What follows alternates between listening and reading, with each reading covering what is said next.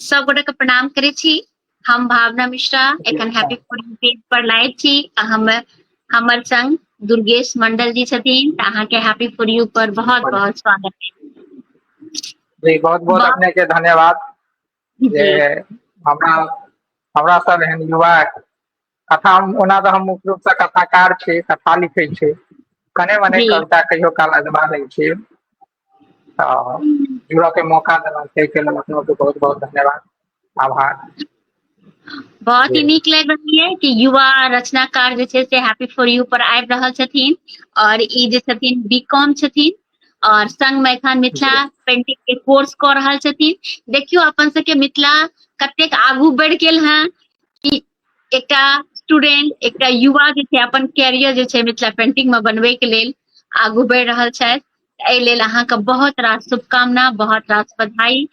एहि लेल और भी हमर मोन जी रहे कि अहाँ लाइव आबी और लोग सबके बताबी कि आब मिथिला में जे छै कोनो चीज के कमी नहीं रह गेलै, रोजगार भी आबि गेल छै, मिथिला पेंटिंग बहुत रास जी रोजगार आबि गेल छै और अपन कैरियर जे छै मिथिला मैथिली से हम सब नीक कऽ सकै छी। तऽ ई बहुत रास अपना सबके लेल हर्षक गप भेल। और हिनकर पोथी जे छै से एकटा जे छै से आयल अछि जे लघु कथा उपन्यास अछि कि लघु कथा उपन्यास हाँ उपन्यास अछि, मैथिली उपन्यास श्रीवादी। हाँ हाँ अहाँके मैथिली उपन्यास अछि तऽ ओहो लेल बहुत रास अहाँके शुभकामना, बहुत रास जे छै से बहुत नीक लागि जी रहल यऽ। आभार। बधाई बधाई जे कि युवा भऽ कऽ अहाँ जे छै उपन्यास भी लिखै छी, कथा भी लिखै छी, लघु कथा भी लिखै छी आ संगे जे छै कविता भी लिखै छी। तऽ बहुत आनंद आबि रहल यऽ। सब गोटा से हम आग्रह करब कि लाइफ में जुड़ू और लाइफ के आनंद उठाबू। तऽ सबसे पहिने हम चाहब कि एकटा रचना से आइ के लाइव के प्रारंभ हुए, जे हमरा कनिटा समय भेट जायत हम ई लाइव के शेयर जी कऽ जी देबै, धन्यवाद। लोग जुड़थिन और आनंद उठेथिन। और अहाँ सबसे हम जे छै से आग्रह करब कि आवाज नीक से आबि रहल अछि ने, कोनो तरह के अगर आवाज नीक से नहीं आबैत हुए तऽ अहाँ सब जरूर जे छै से हमरा सबके बताबी, ठीक ने। तो स्वागत, आइ के लाइव के हम प्रारंभ करब अहाँके एकटा रचना के संग।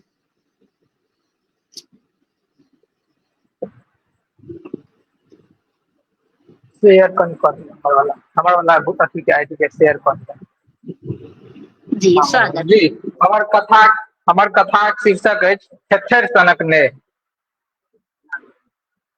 मोन पड़ै अछि हमरा ओ दिन जहिया कतेक जतन केला बाद हमरा अहाँ अपन नंबर देने रही। ताहू पर इनकमिंग सेवा बंद, केवल व्हाट्सएप करबा लेल। मोन गदगद छल, फेसबुक आ इंस्टा के कहै, यूट्यूब देखब बिसरि गेल रही।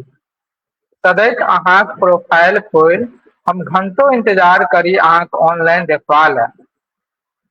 एहन नहीं अछि जे अहाँ नहीं आबी, से आबी चोरा नुकी खेलाइत डिस्प्ले पर देखा तुरंत अहाँ आलोकित भऽ जाइत छलहुँ।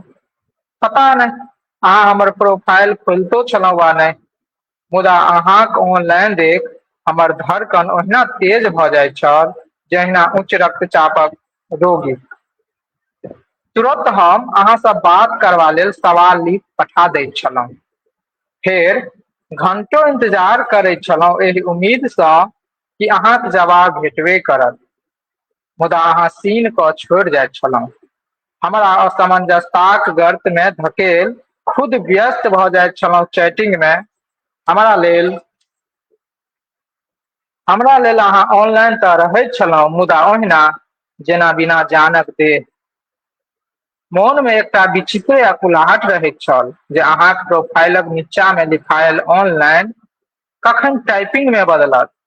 एहि उधेर बुन में कखन नींद अबैत छल आ कखन हमर हाथ सँ मोबाइल खसैत छल से पता नहीं, मुदा तैयो अहाँक जवाब नहीं अबैत छल। आब शुरू होइत छल ब्लॉक अनब्लॉकक खेल। कतेको बेर ब्लॉक कऽ दैत छलहुँ एहि कारणे कि अहाँ हमरा सँ कोनो वास्ता नहीं राखऽ चाहैत छी, फेर तुरंत अनब्लॉक कऽ दैत छलहुँ एहि उम्मीदसँ कि कखनो ने कखनो अहाँक जवाब भेटबे करत। से कहियो कभार भेटबो करैत छल। एहिमे गलती हमरे टा नहीं अछि, अहूँ तऽ हमरा देख मुस्किया दैत छलहुँ। हे हमर प्रिय प्रियतमा, अहाँ जतऽ छी जेना छी सदैव खुश रहू। आब हमरो नहि पड़ै अछि कोनो फर्क अहाँके ऑनलाइन आबऽसँ। सगरो देह बहीर कऽ लेलहुँ ओहि दिनसँ जहियासँ अहाँके नेह के अपन करेजक डोगसँ निकालि फेक देने रही। मुदा अहाँक नेह हमरे सन थेथर निकलल, हमरे सन थेथर निकलल। बहुत ही सुंदर। हम अपना आप के म्यूट कऽ लेने रही कि अहाँके आवाज नीक से आवे। तऽ बहुत ही सुंदर जी अहाँके यथार्थ लगैया। यथार्थ के बहुत समीप छै। जी बहुत ही हमरा सुंदर। बहुत कम कविता लिखल अछि मुदा एहने इएह टाइपक कविता किछु किछु लिखल अछि। अच्छा कियाकि पहिले अच्छा। हम कविता हम कनि कम लिखै छी, कथा कविता हमरा हाँ ओते ज्यादा ओरियाइ नहि यऽ। हाँ जी। अच्छा। जी जी जी। कथा तऽ लिखै छियै जी। हाँ हाँ, बहुत ही नीक। तऽ हम चाहब कि जे एक दूटा और रचना जे अहाँके अछि से सुना देल जाय। स्वागत। जी जी।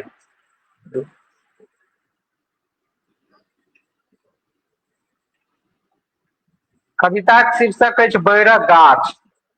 वाह, बहुत ही सुंदर। ओहिने के बीचो बीच एकदम सिध में ओ बैरक गाछ आइयो धरि ओहिना ठाढ़ अछि जहिना आइ से 20 बरख पहिने ठाढ़ छल।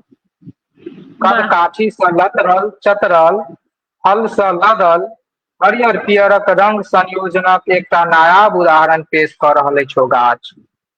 मुदा एकरा बादो एकटा उदासी करेज में सटने अपन बचपनक ओ दिन मोन पारि रहल अछि। ओकरा अफसोस छै कि तहिया बाल्यावस्थाक कारणे बेसी फल नहि दऽ पबैत छलहुँ, नहि दऽ पबैत छल। जहिया बाल बुदरुक सभक झुंड भूखल प्यासल मात्रे किछु बैर खातिर गाछक नीचा में पाथरक पथार लगों में भरो दिन अपसियात भेल रहैत छल। पाछा सँ माय बाबूक हाथ में करची, मुँह में बिखायल बोली, खिसियायल मोने खिहारैत अबैत छल। मुदा आजुक समय किछु आर अछि।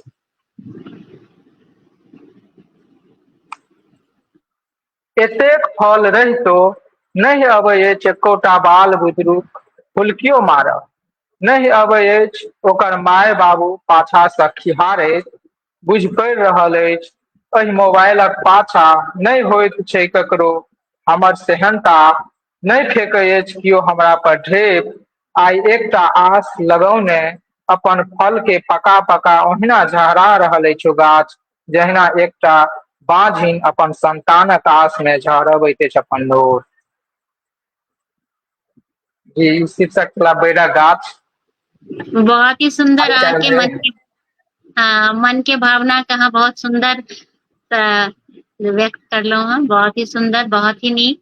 तऽ हम चाहब जे कनिटा अहाँ अपना बारे में बताबियौ कि अहाँ कतयसँ पढ़लहुँ, अहाँके गाम की भेल, और केना अहाँ जे छै मिथिला जी पेंटिंग में अहाँके मोन भेल कि मिथिला पेंटिंग सीखी आ ओहिमे जे छै आगू बढ़ी। तऽ कनिटा एहि सब विषय पर कनि बताबियौ। जी हमर नाम दुर्गेश कुमार मंडल भऽ गेल। हमर जी घर पोखरौनी सौराठ पंचायत में पड़ैत अछि, रैका जी प्रखंड में। और हम जे छै से मिथिला पेंटिंग तऽ ओना पहिलेसँ बनबैत नहि रही। बनबैत रही मतलब टोल पड़ोस में जे शादी विवाह होइ छलै तऽ केओ किछु कहै छलै तऽ बना देबऽ के लेल तऽ बनबैत रहियै। बियाह शादी विवाह में जे छै से ओ किछु किछु थीम डोली कहार वाला, आ ओहो ई मिथिला पेंटिंग के बारे में हम ओतेक जानैत नहि रहियै। मिथिला के हृदय स्थली मधुबनी जिला में रहि कऽ मिथिला पेंटिंग के बारे में हम ज्यादा किछु नहि बुझैत रहियै। फाइन आर्ट में अपन जेना तेना बना दियै। बड़ बढ़िआँ बनबैत बनबैत एनाही जे छै से हमरा संग ओ गीता और अंजलि बगले के बचिया सब छथिन दूटा, ओहो सब हमरा संगे बनबऽ लगलखिन। बाद में वो जैसे मिथिला पेंटिंग में रैका में मिथिला पेंटिंग के ट्रेनिंग सेंटर रहै तऽ ओतऽ ट्रेनिंग लेला। फेर हुनका और के भाज लगलनि जे ई संस्थान पहिले मधुबनी में चलै छलै। तऽ हमरो कहला जे भायजी एना एना बात छै से करेबै एडमिशन, कहलियै ठीक छै। अहाँ करायब तऽ हमहूँ करा लै छी। तऽ ओतै जे छै से सर्टिफिकेट कोर्स केलहुँ। तकर बाद जे छै से मिथिला पेंटिंग के बारे में बुझऽ लगलियै बढ़िआँ सँ। तकर बाद रुचि जागल फेर डिग्री में एडमिशन करेलहुँ। तो 21-24 सेशन हमारे के चल रहा है, हालांकि सेशन लेट चल रहा है। तो एहि अनुसारे हम जे छै से मिथिला पेंटिंग सीख रहल छी, अखन कोर्स कऽ रहल छी।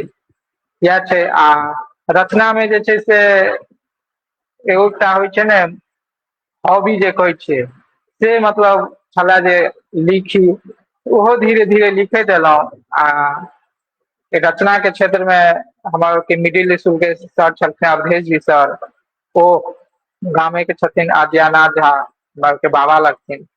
तो ओ अजीत आकाश सर, ई सब हमरा बहुत जे छै से प्रोत्साहित केला। धीरे धीरे कथा गोष्ठी आर में जाय लगलियै। आ अखन जे छै से सगर राति दीप जरे 3 महीना पर होइ छै, ओहि समय जाइत अबैत रहै छी। उम्हर उमेश जी सर सब उम्हरो होइत रहे छै, जाइत अबैत, चूँकि ओ कनि दूर भऽ जाइ छै, कनि जाय आबऽ में कनि दिक्कत होइ छै। तऽ इएह सब होइ छै। एहि आधार से हम जे छै से लिखैत लिखैत आइ एतऽ तक पहुँचलहुं हैं। आब जे छै से एकटा कचरी वाली उपन्यास, हालांकि ओ 2020 में छपलै, तऽ से सब भेलै। तऽ अखन एतऽ तक पहुँचलहुं हैं। बहुत ही नीक, बड़ा ही नाम कचरी वाली अहाँ उपन्यास के नाम रखने छी। कनिटा पोथी हमरा सबके देखा दिअ ऑनलाइन, केहन अछि पोथी अहाँ के? ओ चीज अच्छा है, ई छै पोथी, नवारंभ अच्छा से छपल छै जी। अच्छा, कचरी वाली नाम छै? जी कचरी वाली। वाह, बहुत ही नीक। अपन सबके कचरी मुरही बहुते फेमस भी छै हाँ मिथिला में। बच्चा सब हरदम मेला, जी कोनो मेला ठेला में खाय ले एकदम से रहे छै, आनंद उठाबै छै। बहुत ही सुंदर, बहुत ही नीक। तऽ ई उपन्यास में अहाँके कते पृष्ठ छै? एहि वला में 80 गो पृष्ठ छै। अच्छा 80 पृष्ठ के जी।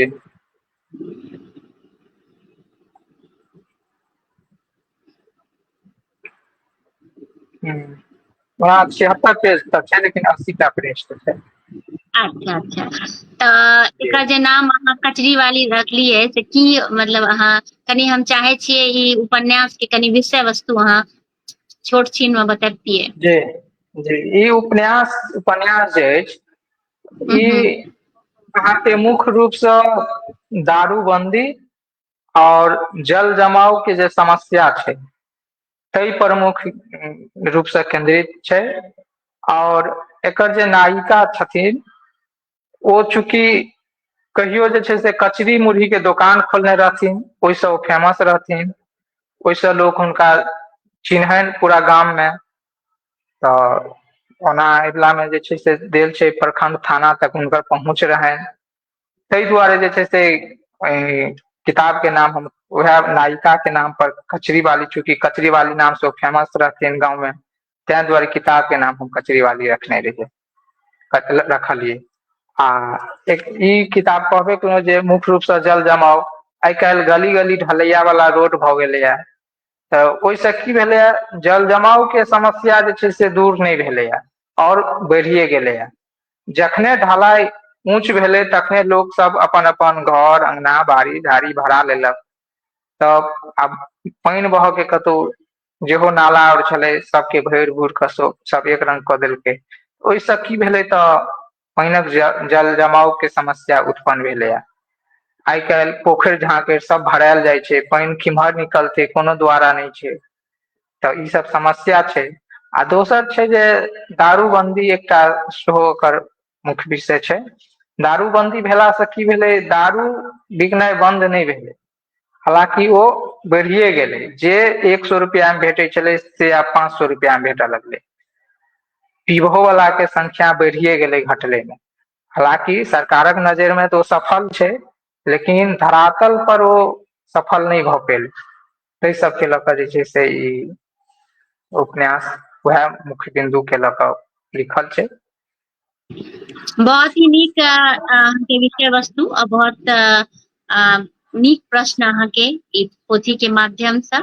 और सरकार जी की कऽ सकै, जाबत तक इंसान, जाबत तक कि हाँ जी जी एक जे छै से व्यक्ति प्रयास नहि करते, ताबत तक सरकार के कोनो कानून लगा दै से ओ जे छै हाँ से बिल्कुल बिल्कुल सफल नहीं भऽ बिल्कुल सकैया। तऽ ई वला में वएह छी नायिका जे छै कचरी वाली, ओ जे जी छै से लास्ट में एकर विरोध करे छै, अपन पूरा महिला मंडली के जुटबै छै आ एहि हम्म चीज के विरोध करे छै, आ ओ बाद में जे छै सक्सेस होइ छै। आ दोसर जल हम्म जमाव के लेल जे छै से सेहो सरकार भरोसे ओ महिला नहि बैसै छै, अपने हम्म सँ हम्म अपने दुनू माय बेटा मिल क कोदारि उठबै छै, आ ढलैया वाला हम्म रास्ता के काते काते नाला खुनै छै बड़ी दूर तक, तब जे छै से ओ हम्म पानि के निकासी होइ छै ओहि दऽ कऽ। तकर बाद जे हम्म छै से विधायक और अबै छथिन, हुनका सम्मानित करै छनि, तऽ से सब हम्म होइ छै। उपन्यास के माध्यम से हम से देखबऽ चाहलियै। हाँ बिल्कुल सत्य। और ई तऽ जे नशा छै कोनो भी तरह के, तऽ अपन सबके नया पीढ़ी के की कही कतबा क्षति पहुँचा रहल छै ओकर शब्द में बयान करब बहुत जी मुश्किल। तऽ बहुत ही सुन्दर, अहाँके बहुत रास शुभकामना, बहुत रास अहाँके संगे बधाई। ई जे पोथी छै अगर केओ पढ़ै लए चाहथिन तऽ हुनका केना एवेलेबल हेतै, केना हुनका उपलब्ध हेतै से कहल जाय। जी ई हमरा से कांटेक्ट करता तऽ उपलब्ध करा सकै छियनि, या नहि तऽ फेर नवारम्भ प्रकाशन से कांटेक्ट करता तऽ भेट जेतनि। अच्छा अच्छा अच्छा, चलू कोनो नहि, बिल्कुल जिनका पढ़ैके हुए ओ अहाँ दुर्गेश जी से संपर्क कऽ सकै छी, नवारम्भ से मंगा सकै छी। बहुत ही अहाँके शुभकामना पुनः। तऽ हम चाहब कि एक दूटा रचना जे छै अहाँ आर हमरा सबके सुना दिअ। जी और कविताक शीर्षक अछि अहाँक कविता। वाह आइ स्वागत। फेर कतेक दिनक बाद अहाँक ओ मासूम सन चेहरा हमरा मोन पड़ि गेल। कमलक पंखुड़ी सन दुनू ठोर फलैक अहाँक मुस्की पसरि गेल छल। कने कालक लेल हमरा जेना हमर मोन अहाँक आजू बाजू मंडराय लागल, मुदा बिचला मांग फाड़ल सीत आइयो धरि ओहिना उदास भेल अछि, जेकरा हम कि अहाँ चाहियो कऽ नहि सजा सकल रही।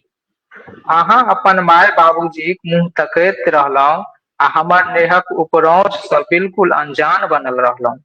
हमर जिंदगी से अहाँ तऽ चलि गेलहुँ निर्मोहिया भऽ, हमरा छोड़ि असगर, मुदा हम टूटलहुँ नहि, आ ने हम बनक चेष्टा कयलहुँ रांझाक हीर व लैलाक मजनू।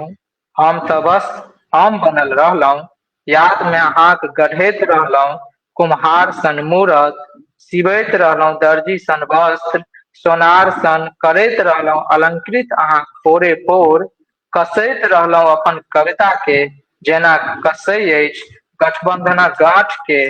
आब हमरा अहाँ सब सुन्दर हमर कविते लगैया। हे हमर प्रिय प्रियतमा, अहाँ जे केलहुँ से नीके केलहुँ हमरा छोड़ि, कियाकि अहाँके पाबि हम अनचिन्हारे बनल रहितहुँ, मुदा अहाँक कविता पढ़ब आइ सगरो जगजियार भेल छै। बहुत ही सुंदर, बहुत ही नीक। अब हम कनी कमेंट्स चाहब जे सब गोटा के पढ़ि ली। जी जी जी गौरी शरण शाह शंकर शाह जी लिख रहल छनि जय जय, प्रणाम कऽ रहल छनि, फूल भेज रहल छै, बहुत बहुत धन्यवाद। और रंजू देवी बहुत बहुत स्वागत अछि। हम कनी लेट भऽ गेलै, नहि कोनो दीदी नहि, बढ़ियां छै कोनो बात नहि। और माया शंकर झा जी जय सिया राम, जय मिथिलांचल समाज, बहुत बहुत धन्यवाद। अनिल मिश्रा जी बहुत नीक, दुर्गेश जी बहुत बहुत धन्यवाद। निशा झा दीदी लिख रहे वाह वाह बहुत सुंदर, तऽ बहुत बहुत धन्यवाद दीदी। तऽ बहुत ही नीक लागि रहल ये कि अहाँ एलहुं हेँ, और कविता सबके ओरिया के जे सब राखने छी हमरा सबके सुना दिया। जी और नव तुरिया के लोग सब जे हैप्पी फॉर यू पर आबैया, जे अहाँ सब हमर सबके मिथिला के भविष्य छियै, आगाँ और बहुत सारा लिखी तकर हम कामना करै छी, आ बहुत रास अहाँके संगे बधाई दै छी। तऽ चाहब कि एक दूटा रचना हमरा सबके और सुना दिया। शीर्षक छै शायद एकरे विकास कहै छै। वाह।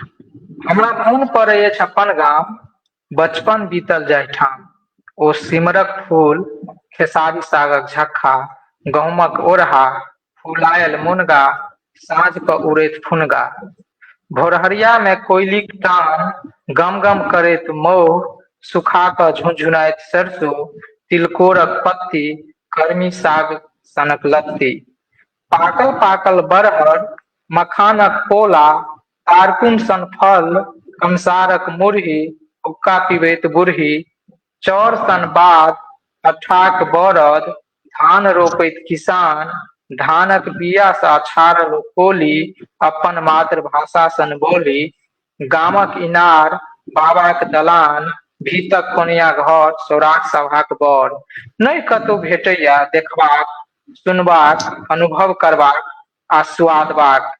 एहि शहरीकरण, एहि शहरीक भीड़ में लथखुर्दन भऽ रहल अछि एकहकटा चीज, अंगद सन अपन पैर जमा देने अछि आधुनिकता, हमरा सभ्यता व संस्कृति पर शायद एकरे विकास कहै छै, शायद एकरे विकास कहै छै। वाह बहुत ही सही, बहुत ही नीक, बहुत ही सुंदर। और नीता झा जी सेहो जुड़ गेली हैं, लिख रहल छथि बहुत बहुत सुंदर, और फूल भेज रहल छथिन। नई दिशा कला मंच सेहो जुड़ल छथि, लिख रहल छथि बहुत नीक रचना, तो बहुत बहुत धन्यवाद अपने का। माया शंकर झा जी सेहो लिख रहल छथि जय सियाराम, जय मिथिलांचल, स्वागत, तो बहुत बहुत धन्यवाद अपने का। सब गोटा का बहुत बहुत धन्यवाद दै छी। और हमरो तरफ से सबके प्रणाम छै, जे सब पहिलो जुड़ल छला, जे सब बाद में जुड़लता, सबके हमर दिस से प्रणाम, कोटि कोटि नमन। हाँ बिल्कुल बिल्कुल, और हम सब गोटा से आग्रह करबै कि लाइव के शेयर कऽ देबै, जैसे बेसी से बेसी लोग जे छै से देखथिन, आनंद उठेथिन। तऽ जेना मिथिला पेंटिंग के अहाँ कोर्स कऽ रहल छी, तऽ ओहिमे बच्चा सब कतेक एक्टिव भऽ रहल छै, कतेक एहिमे इंटरेस्ट लऽ रहल छथिन, और की हुनकर सबके विचार रहे छै, की लागे छै? जी ई वाला में तो सीट लिमिट छै, हम्म, इसमें दू तरह के कोर्स चल रहल छै, एकटा सर्टिफिकेट कोर्स जे कि 6 महीना के छै, आ जी, एकटा डिग्री कोर्स जे 3 सालक छै। तऽ हम्म, सर्टिफिकेट कोर्स साल में 2 बेर भऽ जाइ छै, तऽ 30-30 टा हम्म, के बच्चा सब में 30 टा बच्चा सर्टिफिकेट में, 30 टा डिग्रियो। अखन जे छै अच्छा, एहिके लेल, एहिमे एडमिशन के लेल पहिले इंट्रेंस निकालऽ पड़ै छै, ओहिमे 100 नंबर के एग्जाम होइ छै, जाहिमे 60 नंबर के प्रैक्टिकल, ओहिमे एकटा हम्म, थीम देल जाइ छै बच्चा के पेंटिंग बनबऽ लए, और अच्छा, 40 नंबर में जे छै से ऑब्जेक्टिव क्वेश्चन और रहै छै, आ जी, डिग्री वाला में जे छै से निबंध और लिखऽ के रहै छै। हाँ डिग्री में से सब रहै छै, ओहि हिसाब से जे छै से फेर रिजल्ट अबै छै, तकर बाद जे हम्म, छै से एडमिशन जिनकर जिनकर निकले छनि, ओहि हिसाब से फेर एडमिशन होइ छनि। आ एहिमे हम्म, ई नहि छै जे अपन या मधुबनी दरभंगा एतबे दूर के बच्चा छै, एहि वला में हम्म, बहुत दूर दूर से गया, कटिहार, उम्हर जे छै सहरसा, खगड़िया, सब बहुत बहुत दूर दूर के बच्चा सब अबै छथिन। एहि बेर संस्था के नाम की छै? दिल्ली संस्था के नाम की छै? संस्था के नाम? मिथिला चित्रकला संस्थान, ये अच्छा, आर्यभट्ट ज्ञान विश्वविद्यालय पटना से सम्बद्ध अछि। अच्छा, अच्छा, जी टेक्निकल कोर्स छै, अच्छा, तऽ तऽ ई कतऽ, ई बहुत दूर अहाँ दूर के, कतऽ जाइ जी बहुत दूर दूर के बच्चा सब अछि जी। अहाँ कतऽ जाइ छियै, कोन जगह पर कोर्स करै लए? इएह सौराठ, हमर के ओना अच्छा, तऽ घरो सौराठे पंचायत में अछि, आ अच्छा, सौराठ मे जी, अच्छा, पहिले मधुबनी में चलै छलै किराया पर, लेकिन ई बहुत बड़का जे छै से बिल्डिंग, मुख्यमंत्री साहब आयल रहथिन एकर शिलान्यास करऽ के लेल, अच्छा, अच्छा, बगले में म्यूजियम छै, अच्छा, आ सब किछ के सुविधा छै, कोनो दूर दूर के विद्यार्थी छै तऽ मेस फ्री छै, हॉस्टल सुविधा फ्री छै, से सब अच्छा, छै। वाह, आ बहुत, क्लास में जे छै से डिग्री वाला के जे छै से स्टाइपेंड 1500 रुपया महीना, फेर 6 मंथ वाला के 1000 रुपया महीना स्टाइपेंड सेहो भेटै छै, स्कॉलरशिप। वाह वाह, बहुत ही सुंदर, बहुत ही नीक।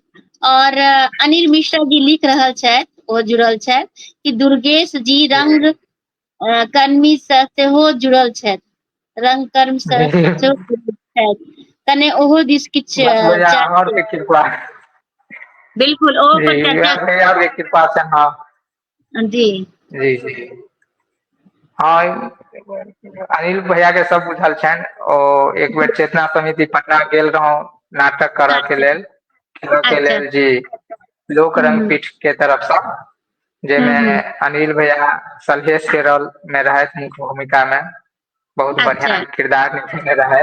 हमार के नाटक हिट भेल रहा।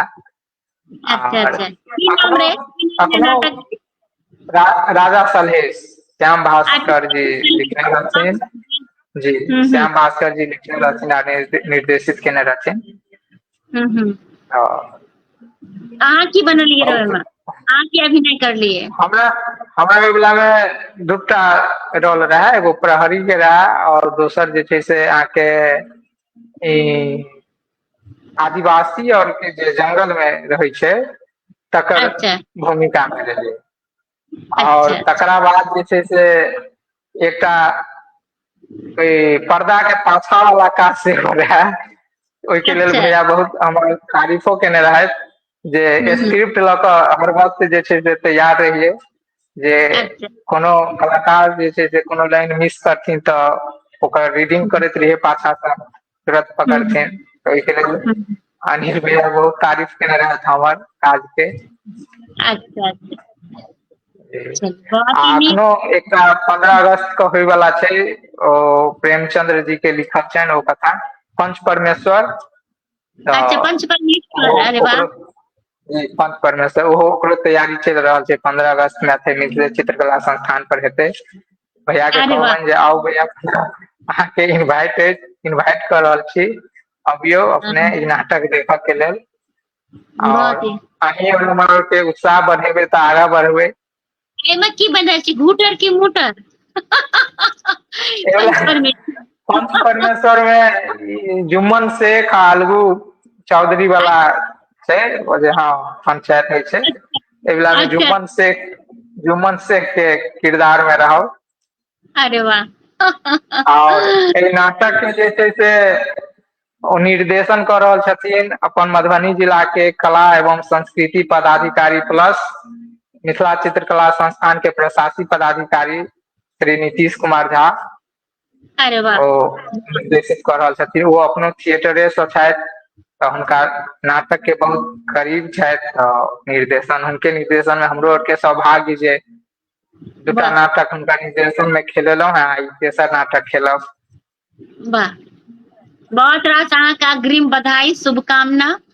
और एनाहिए जी अपन बहुत सबके बहुत धन्यवाद। होइत रहे, बहुत ही खुशी के बात छै। आर नीक पंच परमेश्वर तऽ बहुत ही हमहूँ पढ़ने छी, बहुत सुन्दर। तऽ हाँ हम चाहब कि एक दूटा रचना और भऽ जाय और हम सब आनंद छेबे करी और आनंद आबि जाय। जी, कविताक शीर्षक अछि बिसरब। वाह। नहि पता छल हमरा एतेक जे किनको सँ नेह लगायब ओतेक आसान गप नहि अछि।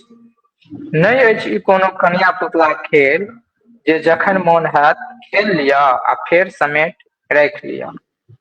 नहि वाह छल हमर नहि छल एकर स्क्रिप्टक भूमिका कनियो भान जे एहिमे मजाक उड़वाबऽ पड़ै छैक, खुशामद करऽ पड़ै छैक, देह गलाबऽ पड़ै छै आ सगी सम्बन्धी के बिसरऽ पड़ै छै। हमरा याद अछि बिसरि गेल रही तहिया कटहरा जहिया याद राखब चाही छल। पहाड़ो कहाँ ठीक से याद रहैत छल। 1 2 कहुना याद कऽ लेने रही मास्टर साहेबक करचियक बले, मुदा एलिफेंटो के स्पेलिंग याद करबा लेल मुँह चियारि दैत रही। नहि याद रहैत छल चारू दिशाक नाम, नहि याद रहल डाल्टनक परमाणु सिद्धांत आकि डार्विनक विकासवाद। सेल्फ प्रमेयक तऽ बाते छोड़ू, तहिया बड़ा आक्रोश होइत छल जे ई बिसरब कहिया धरि पाछू धेने रहत। बिसरलो परात कहियो मास्टर साहब तऽ कहियो माय बाबूजीक गैर मैर भेटते रहैत छल। अपना एतेक समझबाक समझ नहि छल। जिंदगीक ई दोहरा रवैया सँ जान अपग्रह में पड़ल छल। जे याद राखक चाही से रहल नहि आ जे बिसरबाक छल से बिसरैल नहि।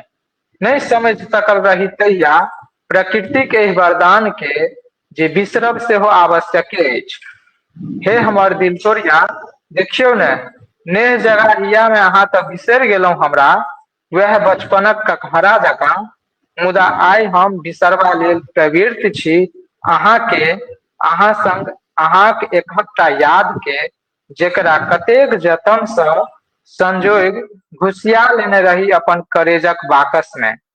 मुदा विडंबना तऽ देखू, हमर समग्र चेतना अर्जुनक निशान जकाँ माछक आँखि पर जा टिकल अछि। एकरा सिवाय ने पाछू, ने पूछ, ने पैंख, ने लोल आ ने पानिक धार किछु नहि देखा रहल अछि। पता नहि एकरा याद करब कहबै आ कि बिसरब। वाह, बहुत ही सुंदर, बहुत ही नीक। और जते गोटा जुड़ल छी सब गोटा के हम पुनः बहुत बहुत धन्यवाद दै छी। और अहाँ सब से आग्रह सेहो करै छी कि जरूर लाइव के शेयर कऽ देबै।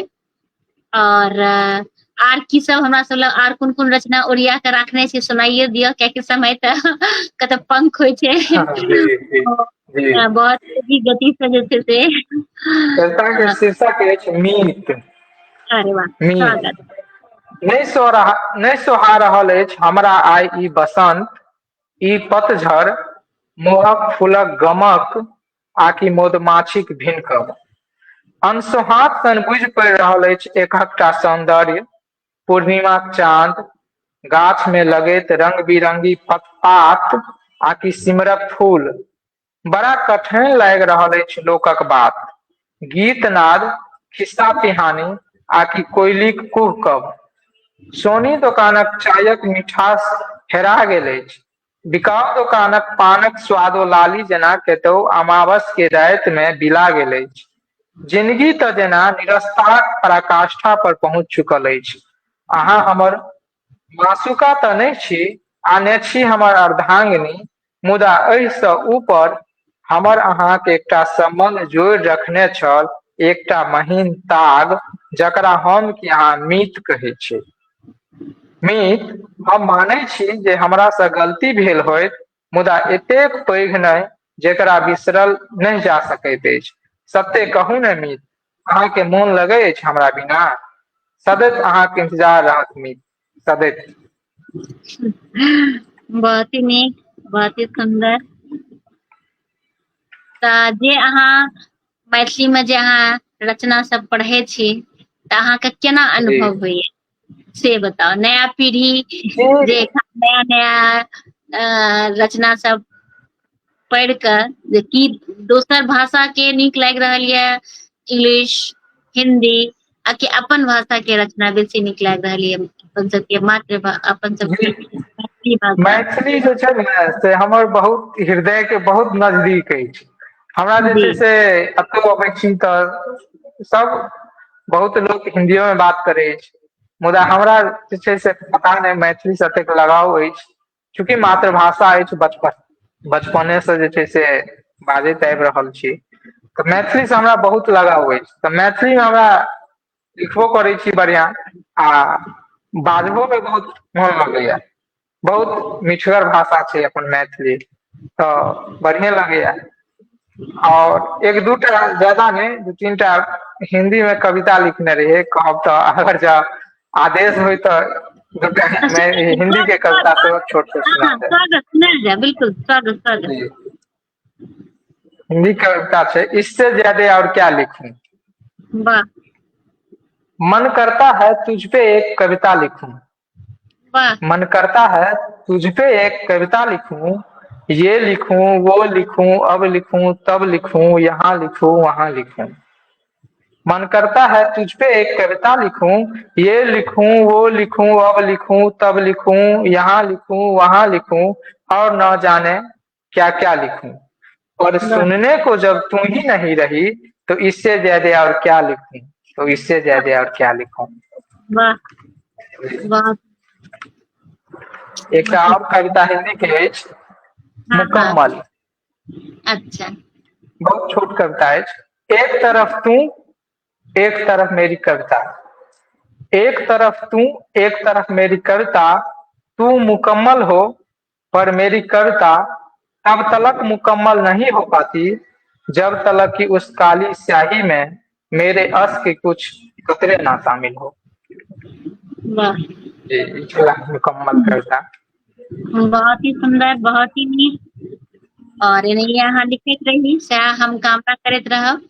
हैप्पी फॉर यू के माध्यम से अहाँ जे छै किछु अहाँके मन में अछि जे कि अहाँ कहै ले चाही किनको भी। हाँ, हैप्पी फॉर यू के माध्यम से मिथिला चित्रकला के जे कलाकार छै हुनका सबके लेल एकटा जे छै से संदेश देबऽ चाहबै। स्वागत। हमर के इस संस्थान में 3-3 टा पद्मश्री छथिन। हम्म पद्मश्री बउआ देवी, पद्मश्री हम्म दुलारी देवी, पद्मश्री शिवन पासवान।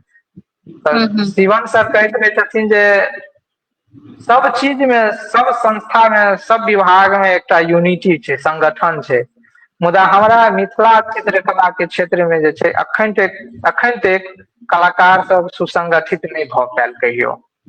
तऽ इएह आशा करै छी जे आबऽ वाला समय में हमर मिथिलो चित्रकला के कलाकार सब एक जगह सुसंगठित होय, एकटा संगठन बने जे अपन बात कहऽ के जे एकटा माध्यम होइ छै से हम सब आसानी से दूर दूर तक पहुँचा सकी। इएह एकटा आशा अछि। वएह बहुत सर जे हमरा नीक। आर के आशा सुनबैत रहै छथि, कहैत रहै छथि जे बड़ा ई चीज के हमरा मोन में खटकि रहल अछि।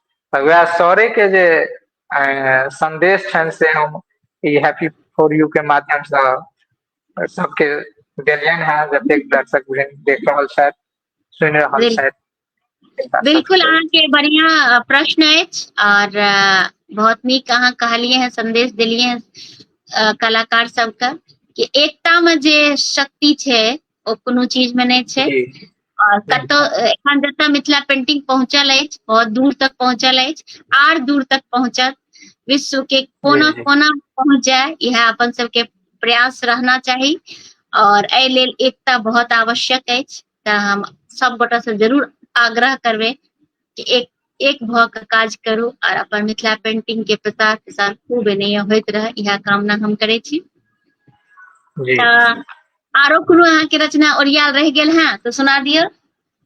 एकटा सुना रहल छी, चूँकि हम कहबे केलहुँ जे कविता हमरा ओते नहि ओरिया रहल अछि, चूँकि जे एज में छियै ओहि एज में किछु किछु हम्म कविता लिख लेलियै, लिखा गेलै। हाँ हाँ एकटा छोट छिन लघु कथा छै, एकटा लघु कथा, ओना हम्म काव्य धारा छै, कविता पाठ होइ छै, लेकिन लघु हाँ हाँ कथा छै, ताहि दुआरे जे छै से हम सुना रहल छी। लघु स्वागत सुना। कथाक शीर्षक छै इज्जत। इज्जत। वाह। आइ सरकारक नजरि में, सरकारी कागज में भले दारू शराब बंद अछि, मुदा जमीन पर एकर सच्चाई किछु आर अछि, जे किनको नजरि से बाँचल नहि अछि।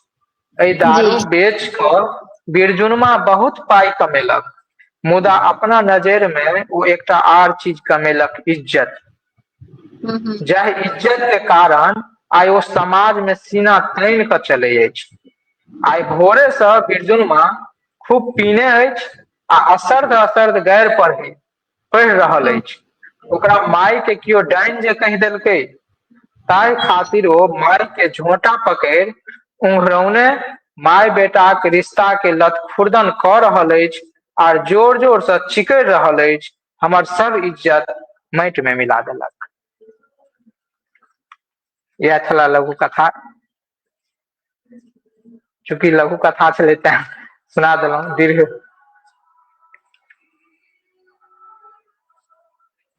चलू बहुत ही सुंदर, बहुत ही नीक अहाँके रचना। और हैप्पी फॉर यू के जेना काव्य धारा अहाँ देखैत रहै छी तऽ केहन लागैया नव तुरिया जी बहुत, हुनका सबके केहन हाँ जी लागै जी, जी। बहुत बढ़िया काज भऽ रहल अछि। जे कतेक एहनो व्यक्ति सब, रचनाकार सब छथि जे जी इम्हर समय जे होइ छै, गोष्ठी सब होइ छै, ओहिमे कोनो कारणवश नहि जा पबै छथि, नहि पहुँच पबै छथि, तऽ जी एहि जी मंचक माध्यम से अपन उद्गार व्यक्त करै छथि, अपन कविता पढ़ै छथि, रचना पढ़ै छथि, जैस कि ई हैप्पी फॉर यू देखनाहार श्रोता सब, बहुत लोक सब ई हुनका चिन्हैत छनि, जनैत छनि जे इहो एकटा रचनाकार छथि, इहो लिखै छथि, ओहिसँ हुनका प्रसिद्धि भेटैत छनि। तऽ बहुत बहुत नीक काज भऽ रहल अछि। एहिके लेल हैप्पी फॉर यू के टीम के, अपने के बहुत बहुत साधुवाद, बहुत बहुत आभार जे एते सुंदर काज कर रहल छी। बहुत बहुत धन्यवाद अपने का। और अगर कोनो और रचना अहाँ ओरिया के राखने हुई तो सुना दिया आग्रह।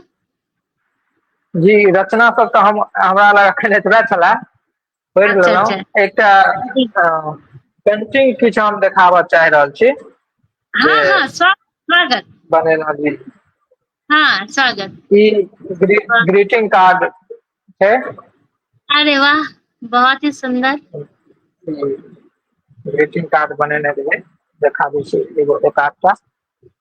हाँ, अंदर से देखाबू केना, एकर की सब प्राइस छै सेहो बतेने जइयो अगर केओ खरीदै ले चाहथिन।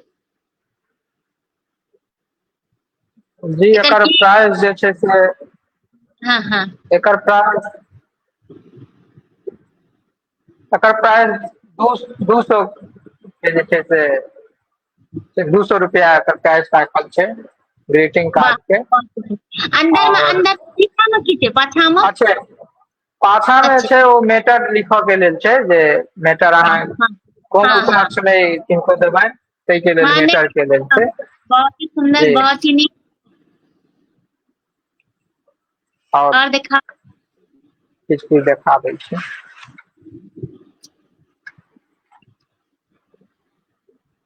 वाह। ई गोदना पेंटिंग अछि, अरे वाह। गोदना शैली में। वाह, बहुत ही सुंदर।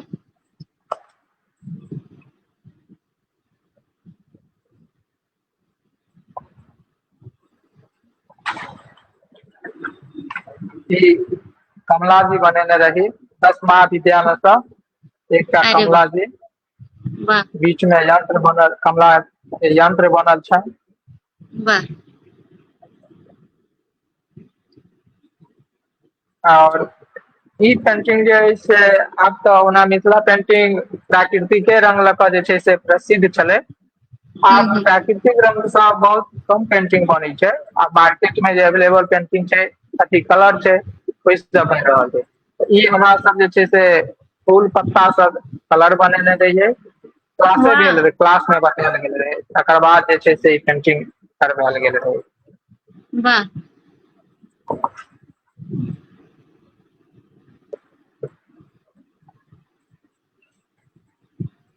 ई गणेश जी। वाह, बहुत ही सुंदर। एकर सबके प्राइसो छै कि अहाँ ई अपना लए अछि। नहि एकर तऽ प्राइस छै, ओहि की छै तऽ पेंटिंग के जे छै से हम्म। दाम कोनो नहि होइ छै, ओ जी। वर्क प्लस जेहन कला रहल ओहि हिसाब सँ ओकर दाम रखायल। जेना एखन गणेश जी तऽ छै, अगर केओ खरीदै लए चाहथिन तऽ अहाँ कतेक में एकरा एवेलेबल करेबै। जी ई गणेश जी जे छै से कचनी में छै, पूरा लाइन पेंटिंग छै, तऽ हम्म। ई 1200 से 1500 तक में जे छै से ई अच्छा। एवेलेबल भऽ जेतनि। A4 साइज छै। बिल्कुल। और जे केओ ऑर्डर पर बनबबै छथिन सेहो बना दै छियै, अबै छै ऑर्डर तऽ बनबै छियै। बहुत ही सुंदर। और अखन एकटा फुल साइज में देखबै छी गोदना पेंटिंग। बिल्कुल देखायल जाय।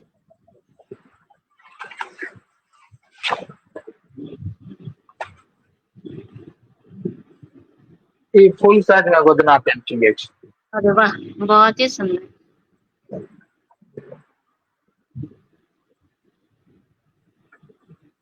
एकर की प्राइस छै सेहो बता देल जाय। एकर प्राइस अहाँके 4,500 से 5,000 के अच्छा। बीच में अबै छै। हाँ बहुत सुंदर।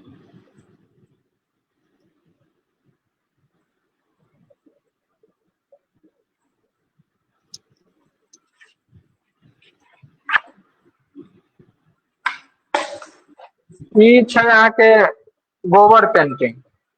अरे वाह। कोबर। ई जे छै से अहाँके हाँ गोबर के जे छै अच्छा। से गोबर के पहिले पानि में बढ़िया जकाँ घोल कऽ ओकरा निचोड़ल जाइ छै, तकर बाद हम्म। जते ई स्केचिंग भेल छै गोबर से भेल छै। जते स्केचिंग छै गोबर से भेल छै। वाह तऽ ई जमुना देवी के स्टाइल में अखन शिवम सर हमरा आर के बतेने छलखिन हेँ। अच्छा वाह आ अखन फिलहाल में एकटा बना हाँ रहल छियै हाँ हाँ रास कैनवास पर छै ई रास, इहो लाइनिंगे पेंटिंग में बना रहल छियै। वाह बहुत ही अखन सुंदर, ई बहुत ही पूरा कंप्लीट नहीं छै, एमे अच्छा लगतै कनी टाइम।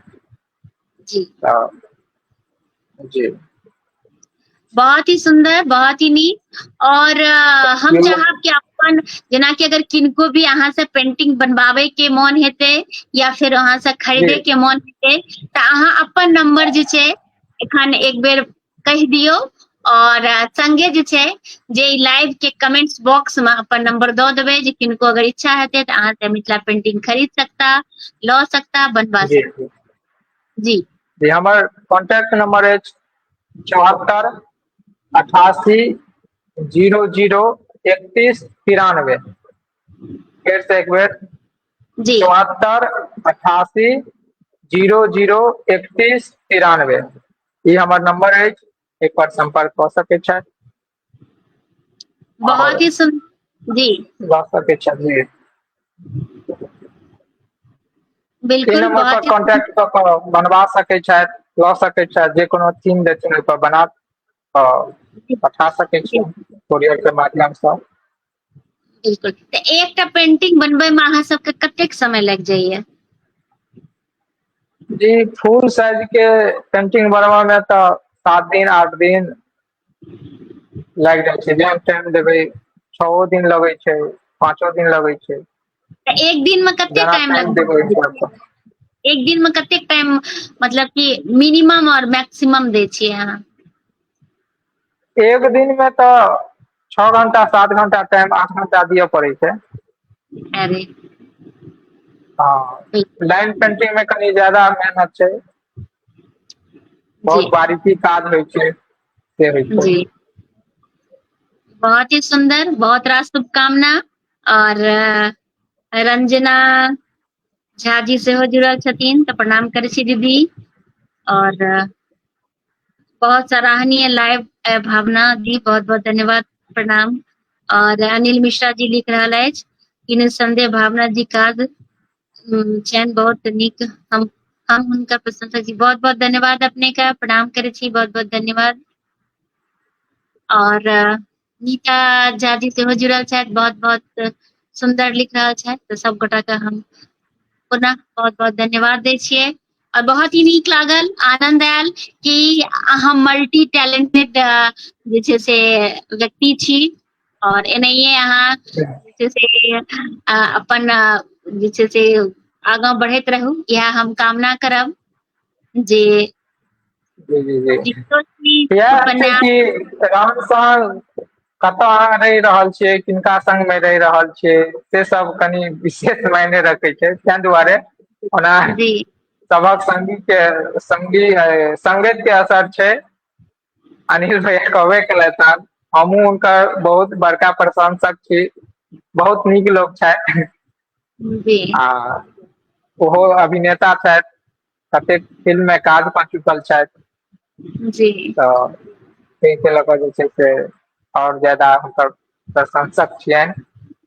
जी तऽ बहुत बहुत अहाँके धन्यवाद। और तऽ कोनो रचना या किछु अहाँके एना ओरिया के रखने होइ से अगर हुआ तऽ अहाँ सुना सकै छी, कियाकि अपना सबके लाइव के आब समापन के ओर छी, तऽ अहाँके किछु बचि एक गेल हुआ मिनट तऽ आब ई सुना देल जाय। एक मिनट देख लै छियै एक बार। और प्रत्येक बृहस्पति के साँझ में 5 बजे ई जी काव्य धारा होइत अछि, तऽ अहाँ सब गोटा से हम आग्रह करब कि किनको अगर आबे के हुआ तऽ आबि सकै छी, स्वागत अहाँके हैप्पी फॉर यू पर। और हैप्पी फॉर यू के टीम से हमरा से अहाँ सब संपर्क कऽ सकै छी। एखन दुर्गेश मंडल जी एलखिन हैं, और काव्य धारा के 226 एपिसोड अछि, ई बहुत हर्षक गप अछि कि काव्य धारा जी में जी एक एक मोती के लड़ी बढ़ि रहल अछि। तो एनाहिए बढ़ैत रहे और निरंतर चलैत रहे। उम्मीद यह हम करै छी जे आशा करै छी जे एहिना निरंतर ई चलैत रहा काव्य बिल्कुल धारा बिल्कुल बिल्कुल जे अहाँ औरो सबके नव नव साहित्यकार रचनाकार सब इस मंच से जुड़ैत और अपन प्रसिद्धि पाबैत, अपन मान सम्मान दूर दूर तक लोग चिन्हन हुनका अपन रचना के बल पर काव्य धारा के माध्यम से तकर उम्मीद करै छी। ओहिके लेल अहूँके बहुत बहुत धन्यवाद एहन काज करऽ के लेल। एकटा लास्ट में छोट लघु कथा एगो रहि गेल अछि से हाँ पढ़ि हाँ दै छियै। स्वागत स्वागत। कथाक शीर्षक अछि बेचारे कक्का। वाह। ओह बड़ मनोरथे मिथिला पेंटिंग सँ सजल पाग आ दोपटा लेने रहैत कक्का, जे भातीजक बियाह में पहिर कऽ बारात जायब, मुदा से मनोरथ मनोरथे रहि गेलनि। दूरा पर कुर्सी लगा मने मन सोचि रहलाह रघुनंदन। हृदय में रहि रहि टीस जगैत छनि आ मन के छतोछित कऽ दैत छनि। से उचिते ने। नेहिएटा में बकटुगर भऽ गेल छलाह रघुनंदन। तहिया सँ पित्तीय जीवन भरि प्रतिपाल केलकनि। बापक बदला बाप बनल छलखिन महेश बाबू। एतबे में एक दिस सँ अल्लाहू अकबर अल्लाहू अकबरक आवाज कान में जा अनघोल करहे लगलनि कि दोसरा दिस सँ बजरंग बली तोड़ि दिअ दुश्मनक नली। लाउड स्पीकरक तेज आवाज आबि मन के घोर कऽ देलकनि। ओह यह अराइर में तऽ हार्ट अटैक सँ चलि गेला बेचारे कक्का। बस एतबा कहि फपैक फपैक कानय लगला रघुनंदन। वाह, बहुत ही सुंदर रचना, बहुत ही सुंदर। और प्रेम शंकर झा पवन जी सेहो जुड़ गेला है, लिख रहल छथि बहुत सुंदर। तो बहुत बहुत धन्यवाद अपने के कि लाइव से जुड़लो हैं। और जते गोटा जुड़ल छी, जे बाद में भी जुड़ब, सब गोटा के धन्यवाद देब हम। और अहाँ से आग्रह कि हमरो जखन दिससँ सबके प्रणाम जी। हमरो जी दिससँ सबके प्रणाम। बहुत बहुत धन्यवाद अपने का। और जहन अहाँ के पास समय रहत तखन अहाँ एक बेर कमेंट्स के जी देख लेबै और जे जी छै से और की लाइव का समाप्त करल जाय। जी जी जी धन्यवाद।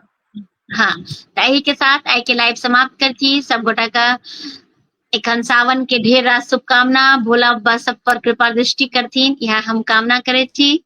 और जते लोग जुड़ल छथि, जे बाद में देखता, ओकरो सबके बहुत बहुत हुनको सबके बहुत रास शुभकामना, बहुत रास बधाई। यही के साथ आई के कार्यक्रम समाप्त करै छी। अहूँ के बहुत बहुत धन्यवाद। सब गोटा के प्रणाम। हाँ जी धन्यवाद। हाँ, प्रणाम।